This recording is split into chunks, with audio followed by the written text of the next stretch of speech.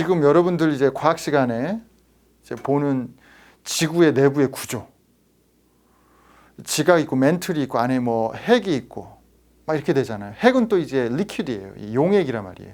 그렇게 되어 있다 그래요. 저도 옛날에 이렇게 배웠습니다. 막 외웠어요. 아, 그렇구나. 몰랐네. 그런데 그런 생각은 안 해봤어요. 과학자들이 이걸 어떻게 알아냈을까? 여러분들도 이거 가르칠 때 이걸 막 해가지고 그리면서 애들한테 이거 외우라고 하게 되면 애들이 외우죠. 그때 이제 과학을 이제 암기하는 걸로 생각한단 말이에요. 한번 질문 딱 던져보세요. 과학자들이 이걸 어떻게 할까? 그러면 이제 초등학교 학생이 그렇게 얘기합니다. 그 막 땅 파고 들어가서 하는 거 아니에요? 근데 뭐 여러분도 아시겠지만 땅 파도 한 요만큼이나 들어갈까요? 예? 지금 현 테크놀로지로 뭐 거의 요만큼이나 들어갈까 말까입니다. 그럼 어떻게 할까? 여러분들이 아마 중등 분들은 아시겠죠? 피파, 에스파, Primary and Secondary Waves 이거 배웠죠? Earthquake 생겼을 때 이거 하나의 예입니다. 지진이 생겼을 때 저 위에서 생겼어요. 그럼 이제 그 지진 파장이 생긴단 말이에요. Primary 먼저 도착하고 Secondary 나중에 도착하니까 PS Waves가 생긴단 말이에요. 근데 이게 나중에 그 과학자들이 알아보니까 이 S Wave는 이게 어떻게 No S Waves 이거 Liquid 그러니까 그 용액은 리퀴드 용액이죠. 예, 용액은 이게 통과할 수 없다는 걸 이제 과학자들이 이제 알아냈어요. 그러니까 이쪽에는 이제 뭐냐 그 나중에 뭐죠 여기 S 웨이브가 안 잡힌단 말이에요. only P 웨이브만 잡혀요. 그래서 이거를 결론으로 해가지고 그 뭐냐 지구 안의 핵은 리퀴드다라는 결론을 내리는 거죠. 그래서 이제 실험실이나 다른 데이터 속에서 이제 해보니까 이 세컨더리 웨이브는 리퀴드를 통과 못한다. 그래서 봤더니 이 뒤에는 또 세컨더리 웨이브가 안 잡히고 only 프라이머리만 잡히고 여기는 프라이머리, 세컨더리가 다 잡히는데 지진이 일어났을 때 이 지구 안이 어떻게 용액인가 보다. 이런 식으로 결론을 내는 거예요. 비슷하죠? 아까 제가 얘기했던 미스터리 튜브하고. 자, 그러면은 하나 더 얘기해 보겠습니다. 우리 또 화학 쪽에서는 이제 원자의 구조 해가지고 이제 막 얘기하잖아요. 이게 전자, 중성자, 양성자에다가 뭐 껍질에다가 이렇게 막 설명을 하는데 이거 학생들한테 물어보세요. 이거 어떻게 알았지? 과학자들이? 그러면 초등학생도 그렇게 얘기해요. 슈퍼 현미경으로 보면은 이렇게 보인다고. 그렇게 안 보입니다. 아주 퍼지하게 그냥 볼처럼 보여요. 공처럼. 그럼 과학자들이 어떻게 알아내는가? 알아내는 방법이 있죠. 실험을 해가지고 그 데이터를 통해서 이런 모델들을 만들어내는 겁니다.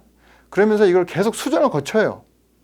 여러 가지 데이터가 생기고 또 새로운 그 결과물이 있을 때마다 이게 과학자들이 하는 겁니다. 그냥 따라 해가지고 이제 이런 걸 뭐 눈으로 봐서 밝혀내는 게 아니란 말이죠. 자, 이러면 약간 초등 레벨로 가볼까요? 이게 뭐 같아요? 이게 공룡입니다. 다이너소어. 이제 옛날에 600만 년 있다가 이제 멸종했죠. 멸종. 그러다 나중에 이제 팔레온톨로지스트 과학자들이 막 파내잖아요. 이게 그 파슬 화석들을 막 이제 찾아내 가지고 지금 시카고의 필드 뮤지엄 자연사박물관 되게 이제 세계 몇 대 박물관인데 유명하죠. 가보면 전시해 있습니다. 이렇게 과학자들이 지금 현재 갖고 있는 과학적 지식, 그다음에 컴퓨터 시뮬레이션, 모델링 다 해가지고 전시를 해요. 근데 과연 이 공룡이 예전의 공룡하고 똑같을까? 과연 이 모델이 실제 이 안의 모델하고 똑같을까? 라고 했을 때는 우리가 과학자들은 그렇게 얘기합니다. 100% sure, 100% 확신한다라고 하시는 분도 있고 우리 확신할 수 없다. 하지만 거의 맞을 것이다. 왜냐하면 이게 그냥 한두 번 해서 되는 게 아니라 엄청나게 많은 연구와 데이터를 통해서 결론을 내린 것이기 때문에 상당히 타당하다고 생각하지만 근본적으로 생각했을 때 이 공룡이 옛날 공룡과 똑같을까라고 했을 때는 이 여지가 있다는 것입니다. 우리 인간의 한계가 있기 때문에. 그래서 과학적 지식이 아까 처음에 리스트에서 보여줬던 것처럼 절대적으로 true, 아주 진실인가 라고 했을 때는 우리가 과학교육에서는 아니다. 이게 임시적이다. 과학자들은 타당하다고 생각하고 거의 맞다고 생각하지만 임시적이다. 그리고 이런 거 만들어낼 때 어떻게 해요? 우리가 이걸 실제로 봐가지고 이걸 카피하는 게 아니잖아요. 기존에 있는 파슬들 그거를 갖고 지금 현재 우리가 갖고 있는 형태학적인 지식이라든지 이런 걸 갖고 이걸 모델로 만드는 거 아니에요. 시카고에 있는 필드 뮤지엄 자연사박물관이 이제 어마어마하게 큰데요. 가면 공룡들이 뭐 어마어마하게 많죠. 거기서 어떤 그 공룡 그 모델 같은 경우는 그 실제적으로 그 화석이 발견된 게 한 15%, 20%밖에 안 돼요. 나머지 80%는 컴퓨터 시뮬레이션이나 이런 걸 통해서 다 메이크업 한 겁니다. 그래서 아마 시카고 나중에 오시면 그 다이너소어 수라고 유명한데요. 그거는 이제 왜 유명해졌냐면은 거의 그대로 보존됐어요. 95%인가 몇 %가. 그래서 거의 보존돼 있어가지고 대단한 그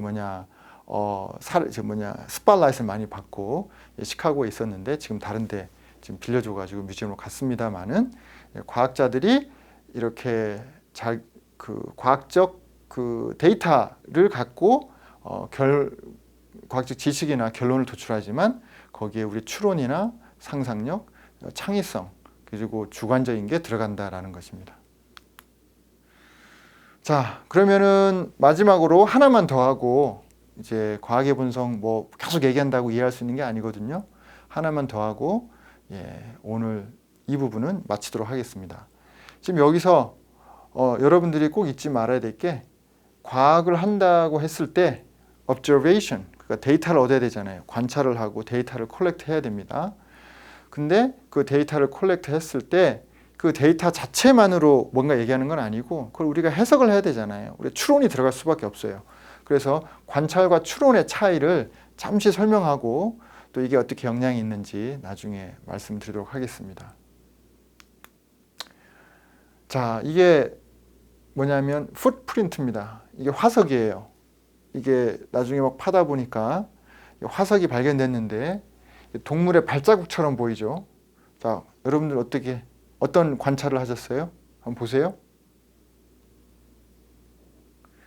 저거는 이제 작은 발자국과 작죠. 사이즈가. 이거는 좀 크고 그다음에 촘촘하게 이렇게 S자로 되어 있고 이거는 이렇게 커브로 되어 있는데 이거는 보신 분도 있겠지만 이게 간격이 틀려요. 약간 점점 넓어지는 것 같아.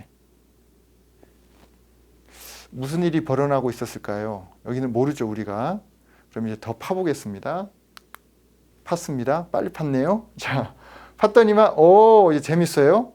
이게 이렇게 와가지고 막 엉켜 있어요. 자, 이쯤에서는 이거 갖고 우리가 이 관찰한다 그러면 어떻게 해야 돼요? 이거는 사이즈가 큰 동물인 것 같다. 근데 이것도 사실 우리가 추론이에요. 왜냐하면 발바닥이 크다고 꼭 모든 동물이 더 큰 건 아니잖아요. 이거보다. 근데 발바닥이 큰 거고 추론은 발바닥이 크니까 큰 동물인 것 같다라고 우리 생각하고 있는 거죠. 나중에 다른 그 동물들하고 비교해 봐야 되겠지만 이게 넓어지고 있고 해서 만나서 이렇게 막 하고 있어요. 막 엉켜 있단 말이에요. 이게 관찰한 거고 그 다음에 추론을 해야 되죠. 첫 번째는 여러분들 어떤 추론을 하십니까? 이놈이 걸어가고 있는데 넓어지는 거 보니까 이놈이 막 달려가가지고 잡아먹으러 뛰어가는 것 같다. 그래서 여기서 한바탕 싸움이 벌어졌다. 라는 추론을 할 수 있겠죠. 그렇게 하셨습니까? 네, 잘하셨습니다. 이놈은 암놈이고 이놈이 순놈이야. 막 달려와가지고 반가워가지고 그래서 메이팅하고 있다. 짝짓기 하고 있다. 그것도 좋은 추론 가능한 것 같습니다. 추론을 하는 거예요. 이거 자체로 뭔가 얘기하는 거 없습니다. 이 자체로는. 근데 우리가 그렇게 추론을 하는 거죠. 자, 그러면 어떤 추론이 지금 2개가 나왔는데 어떤 게 더 타당한가? 어떻게 알 수 있어요? 모르죠. 우리가 데이터를 더 얻어야 되지 않습니까? 팠더니만 이렇게 됐어요. 먹었네. 먹었어. 큰 놈이 작은 놈 먹었네. 라고 우리 추론을 이렇게 하는 거죠. 그게 어떻게 진실이라고 우리가 확답은 할 수 없지만 그게 더 타당하다. 라고 얘기하는 거고 메이팅 같은 경우는 짝짓기 했으면 이게 작은 놈도 어디 발자국이 있든지 할 텐데 없어요. 그러니까 지금 그 메이팅 하는 거 짝짓기 하는 그 추론 가설하고 예를 들어서 잡아먹는 거 프레이하고 프레디터 잡아먹는 거의 그 추론이 더 타당하다라고 이렇게 볼 수가 있겠죠. 자, 여러분들이 보시는 것처럼 우리가 과학적 그 방법, 과학적 지식을 만들어낼 때 있어가지고 우리가 관찰, empirical evidence가 반드시 중요한데 empirical evidence 자체만으로 모든 걸 얘기해주지 않는다. 우리가 추론을 해야 되고 그다음에 해석을 해야 된다. 또 그렇게 하기 위해서는 우리의 사전 지식이나 우리의 기존의 이론 이런 것들이 영향을 준다라는 것을 좀 알아두시고요. 나중에 이제 미국 교육 과정에 대해서 설명을 드릴 텐데 거기에 보면 과학의 본성에 대해서 아까 잠시 얘기했지만 Science is a human endeavor라고 나와 있는데 이 영역에서 여러 가지가 이제 설명이 있습니다. 우리 초중고 학생들한테 어떤 것을 가르쳐야 되는지 그 중에 제가 하나 따온 게 이거거든요. 과학자들의 어떤 백그라운드나 이론적인 커미먼트, 그 다음에 field of endeavor 이런 것들이 과학자들의 finding에 영향을 준다 이렇게 나와 있습니다. 그래서 우리 과학적 지식이 이론 의존적이다라는 말을 아마 들어봤을 수도 있겠는데요. 그 이론 의존적인 것에 대해서 잠시 설명을 하고 다음 차시로 넘어가면 좋겠습니다. 잠시 정리를 하면요. 이제 과학이란 것은 관찰이 필수적이죠. 관찰을 해야 되고 관찰하게 되면 우리가 추론을 하게 되는데 추론과 해석을 함에 있어 가지고 우리의 사전 지식, 과학자들의 사전 지식과 이론이 어떻게 영향을 주고 그 다음에 그 해석과 추론이 다르게 나타날 수 있는가 이 부분에 대해서 잠시 한번 설명을 드리도록 하겠습니다. 자, 여러분들의 이해를 돕기 위해서 제가 짤막한 비디오를 하나 보여드릴 텐데요. 이 비디오에서 아마 6, 7명의 학생들이 나올 겁니다. 나와서 반은 아마 6명 같아요. 반은 하얀 티셔츠를 입고 있고 반은 까만 티셔츠를 입고 있습니다. 6명이 둥그렇게 원을 서가지고 이제 그 바스켓볼, 농구공을 이렇게 바운스 밑에서 치기도 하고 패스를 해요. 제가 여러분들한테 태스크를 주는 거는 하얀 티셔츠를 입은 학생들이 농구공을 얼마나 많이 몇 번이나 패스를 하는지 그걸 한번 세어보시기 바랍니다. 여러분들의 관찰 능력을 한번 테스트를 해보겠는데요. 그럼 잠시 비디오를 보고 하도록 하겠습니다.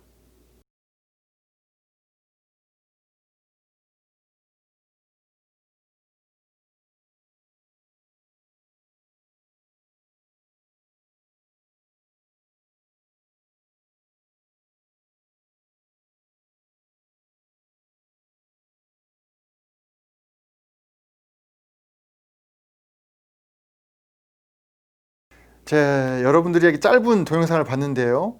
자, 그러면 하얀 티셔츠를 입은 학생들이 몇 번이나 농구공을 패스한 것 같습니까? 12번, 13번, 15번, 16번? 몇 번 했느냐가 중요한 게 아니고요. 제가 궁금한 것은 여러분들이 그 농구공 패스하는 거를 관찰할 때 중간에 까만 고릴라가 나타나 가지고 이렇게 춤을 추고 들어간 것을 보셨는지 궁금하네요. 보셨어요? 아마 지금 이 수업을 듣고 있는 학생들 반 정도는 그러게 이상하게 고릴라가 나와서 왜 춤추나 했다라고 하시는 분도 있을 거고 반 정도는 무슨 얘기하고 있는 거예요? 고릴라가 어디 있었다고 거짓말을 하고 있네 라고 하실 수가 있겠습니다. 제가 그런 학생들을 위해서 잠시 비디오를 한 번 더 보도록 하겠습니다.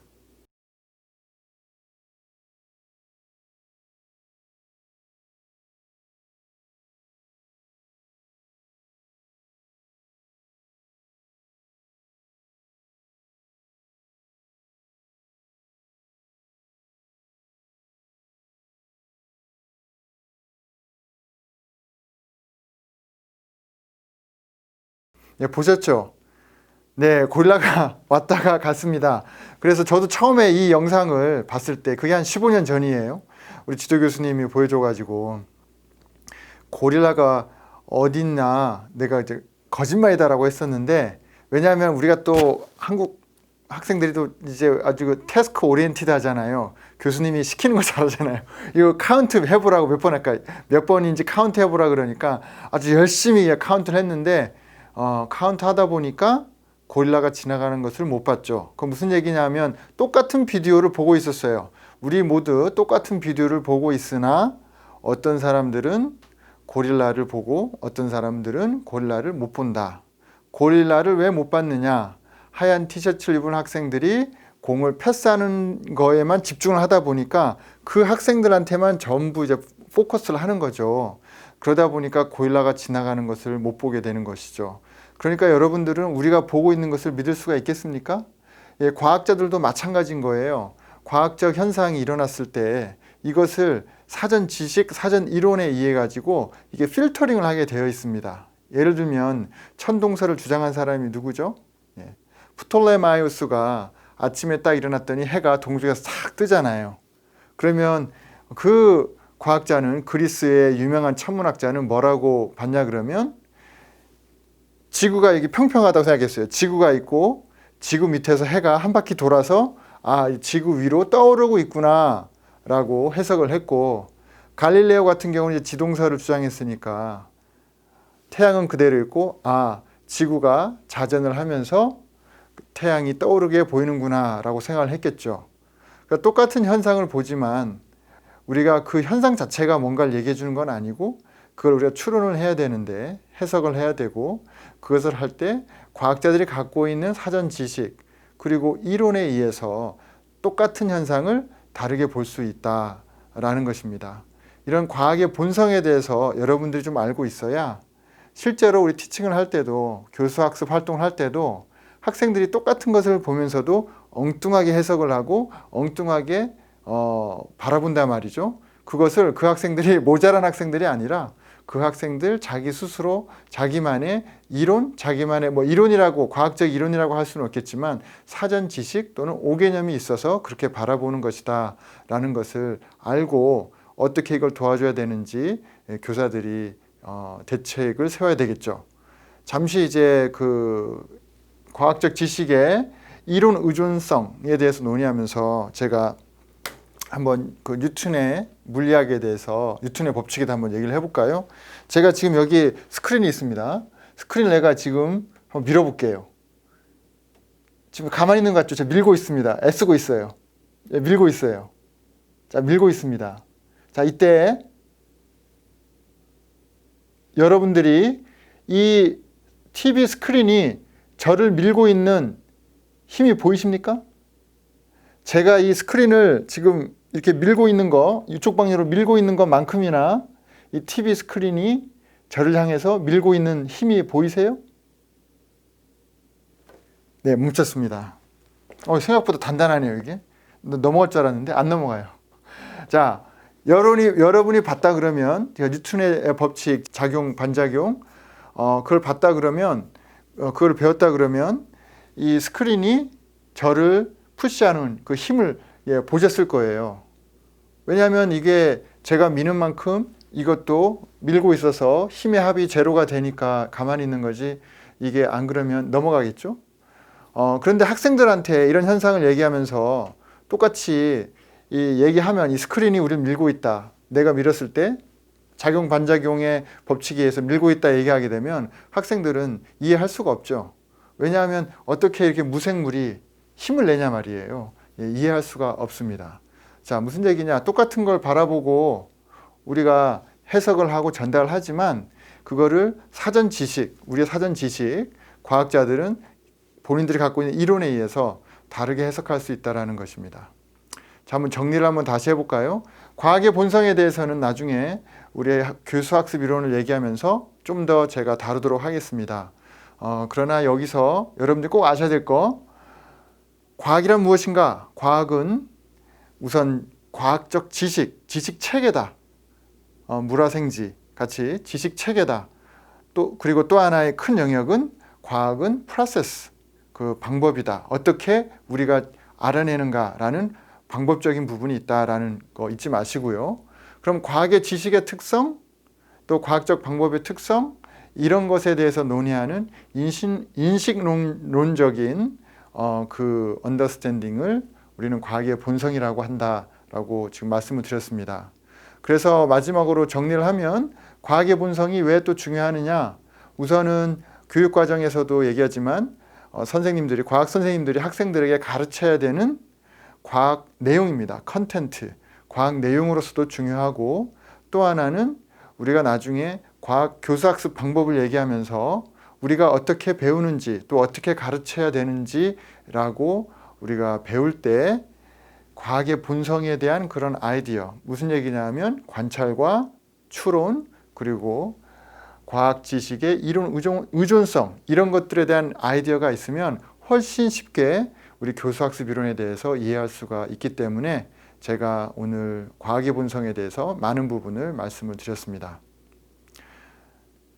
그러면 다음 차시부터는 미국 교육과정 Next Generation Science Education Standards NGSS 그 미국 교육과정에 대해서 다루고 그 몇 차시를 다룬 후에 교수학습 방법 이론 어떻게 가르칠 것인가에 대해서 논의를 하도록 하겠습니다.